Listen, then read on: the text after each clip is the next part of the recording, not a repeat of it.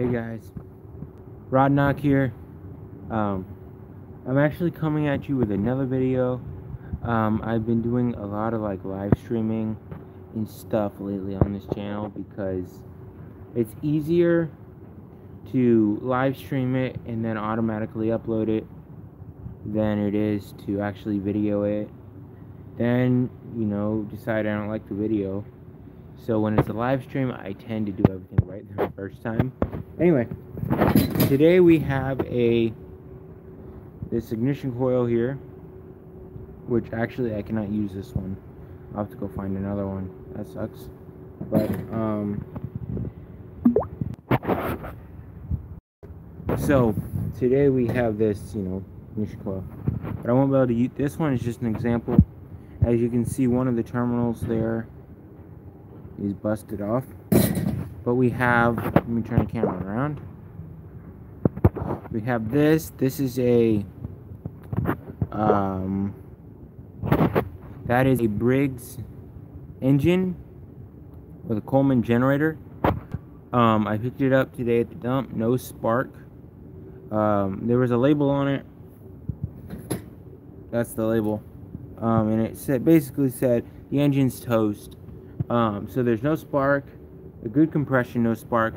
So I am going to replace the ignition coil on it. I would show you that there's no spark, but I don't have my spark tester. I misplaced it somewhere in the, I've been working on a project that you guys don't know about yet. So if I show you that project, then I'll have to do a series on it, and I'm gonna wait. I'm getting a welder soon, and I'll be doing more series coming up, like build series and stuff. So yeah, I am going to go find an ignition coil. We're going to put it on, and hopefully I can video and work at the same time. Let's see if we can do this. So generally speaking, I work on engines, big small engines, little small engines, which is kind of a non-common logic. Like, if it's an engine, it's a small engine, how can it be big? But I don't have another coil laying around. I might have to go fix the one I had there. Let's see. You know what? I do. It's on this engine here. Okay.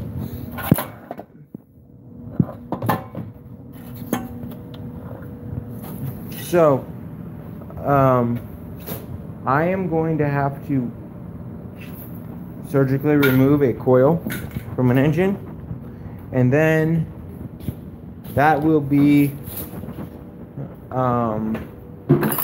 coil that I use on this engine. Let me make one more check, see if I don't have a coil just laying on the part shelf. For the guys might be new to the channel, or I don't remember if I've showed this or not. This is my parts board. A lot of people have sheds. I just have 2 shelves and a whole garage. This is my, whoa, Joe, here we go, yo. Alright, so we have our coil here. This coil I actually cut off with a grinder because I didn't have time to unbolt it one time I took it off. So we will be able to use this coil, and I'll put the other engine back in the garage. This engine, some of you guys would say, oh, why don't you just put that engine on there since it works?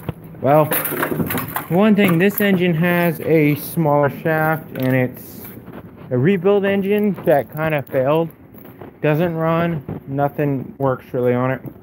So put that new coil in, and that should do her. So let's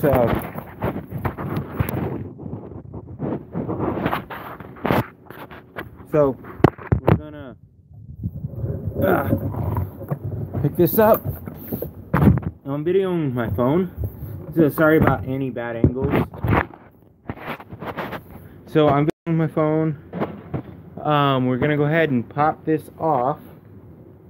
So you're gonna need a scrunch. And no matter what engine you're working on, you're always gonna need a screwdriver. You're always gonna need a spark plug socket, because you know, popping stuff like that off. Oh, and by the way, on these things, you just stick the screwdriver into these little things, pop that little cover up, it comes right up. I've worked on some engines where they just have a full-on cover over the whole engine. I hate those because you got to remove those.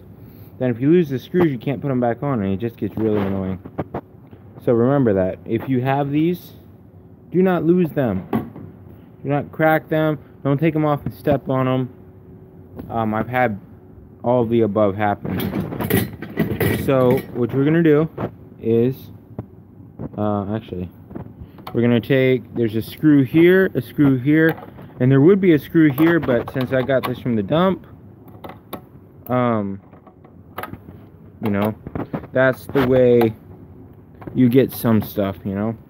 And this thing was kind of all apart, flopping around when I got it. I put it back together, tried to get spark, didn't have spark. So, I figure a lot of YouTubers are doing, they're repairing stuff that they get for free. So I figure why not make a video of stuff that I get for free. Because I mean, I could just fix this and sell it, but where would be the fun in that when I can just fix it? You guys can watch me do it, and then I can use it and give you guys updates on how it's working. Now, I did fill this tank with gas before I checked the spark, which is kind of a dumb idea. So, oh, and this tub had all the parts in it when I got the generator. Ooh, there's actually a, okay, so there's a, anybody who works on these things knows that there's a bolt down here. Now, I've seen people working on these before who didn't know anything about them. You know, some people, you know, no offense, but some people just don't know what they're doing. So I'll show you. I'm gonna take this, if I can get this thing on here. So I have to hold this camera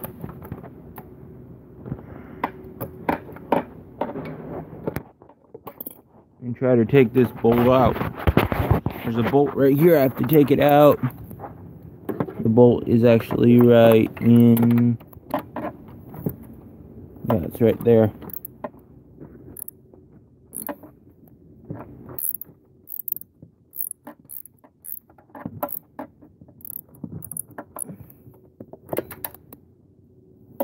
And for y'all who are wondering why I don't put many videos up, well, I have a job now, and I do work a lot, and when I do come home, I have like a few days off, and I'm really worn out, sore, too sore to do stuff. I do lawn maintenance, so, you know, it's all physical work. It's not like, you know. So anyway, as I was saying, you people who don't know what you're doing, this rubber, here, I'll show you. You take this gas tank off. When this gas tank comes off, there's that rubber. That's not rubber, but that is where this bolt goes through. So that bolt goes through, and then this little piece goes on the inside, and the bolt goes on the outside. So when you put this thing together, you'll notice that I got gas going all over. There we go. You'll notice that this piece right here, there's a gap in between that and the engine. That's what the rubber piece goes into. So people don't get that mixed up, because I've done that before and I couldn't figure out why it wasn't tightening down. That's the problem. Okay, next, some people will remove these dipsticks, leave them bolted on, don't even touch them. Sometimes they're like they're threaded in or some funky thing like that, and you gotta unscrew them and stuff, but leave it together as much as possible. It'll make the putting back together part much easier. And if you guys were wondering, the first socket we used to take these, some people will tell you to use metric sizes. Do not use fucking metric sizes, please. That will only ruin your shit. This is a 5/16. Those there were 5/16, and this other one this is a 3/8. Now these sockets are random ones that I got out of my toolbox. That one is in like a no-name brand, and this one is a Crescent. It's a Crescent. So don't be hating on my Chinese tools, people.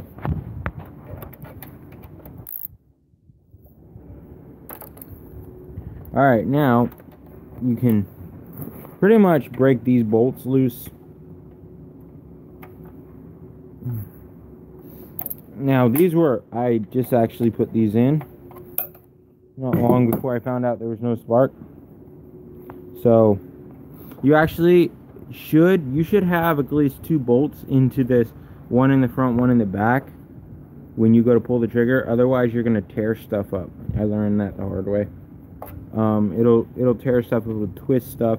There's those little plastic pawls in there that kick out and turn the engine over. You'll break those right off. So you guys need to be careful. You know, don't take my word for it. You go try it yourselves, and when you break something, come back and watch this video.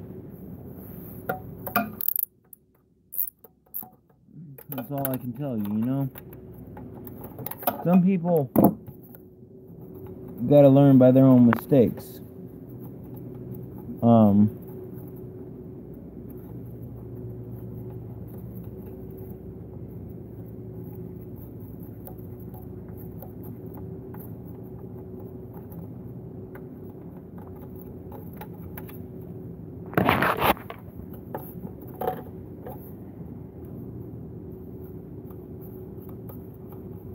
This machine is actually in really good shape. I did not see any... The oil was dark, but it wasn't low. So somebody took really good care of this machine. And it's kind of oily and greasy, like they stored it in their garage for a while. But that's kind of understandable. Or maybe they just had it out at their cabin or something. It does not actually look like... It most likely went bad from just sitting. It's probably not bad from, like, you know, the normal causes of being used a lot. So this is what we have to take off. Now I think, I'm not sure, yeah, so these are different size than these, which were the gas tank bolts. So we got to go find a screwdriver, which I have over here. So this is the project that I can't tell you about, but I can show you.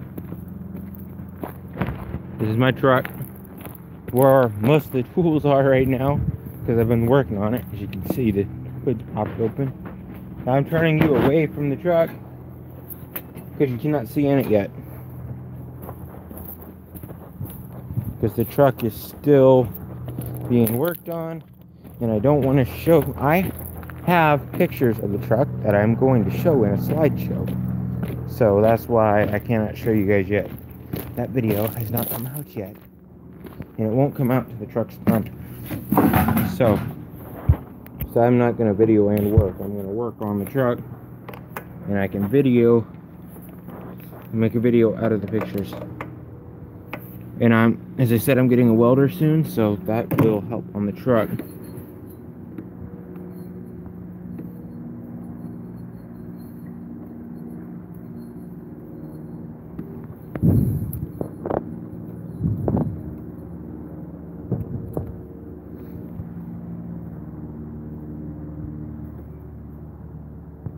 Another thing you got to notice is on these coils, it probably says it on the new one. It says this side out. Make sure you put that side out. And when you go to change your coil, you got to disconnect this ground plug. But you need to pay attention to where that plug was plugged up at. And I see where it was plugged up at. So now, I'm going to flip the camera around. Set you guys down here. Okay, so this is our old one. This is the new one. So let's take these other screws out of this old one. I mean, out of that new old one. You know, new to this machine, old to old. We're going to take these screws out of it. Because it's still basically screwed to the other machine, kind of. As I said earlier, I just sawed it out of there. I didn't, at the time, I was just hacking the engine up to get rid of the engine. So, I kind of did a chop job on it.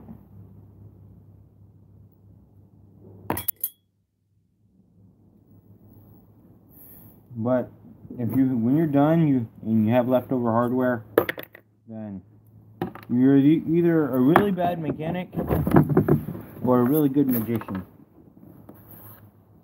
And I don't think, if you're watching this video, you're probably not going to be either of those. Well, you'll probably be the bad mechanic, not a very good magician. So, on the new one, I don't know if you can see that. Barely see it. There's some lettering. It says this side out. Make sure you put that side out on the new one.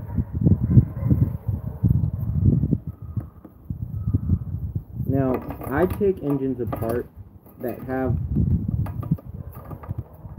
sometimes they have good compression vent cranks or something. Those are the kind of engines I generally strip for parts, or maybe there's some cracked shroud or something. It's generally, a lot of these engines would be fixable, except I don't have time to fix them. Neither am I going to fix them. So, those are the engines I usually strip down.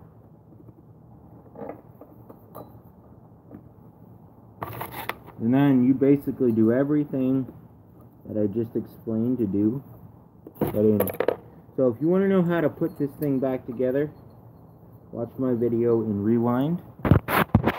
Watch the video here and rewind, and you'll know how to do everything.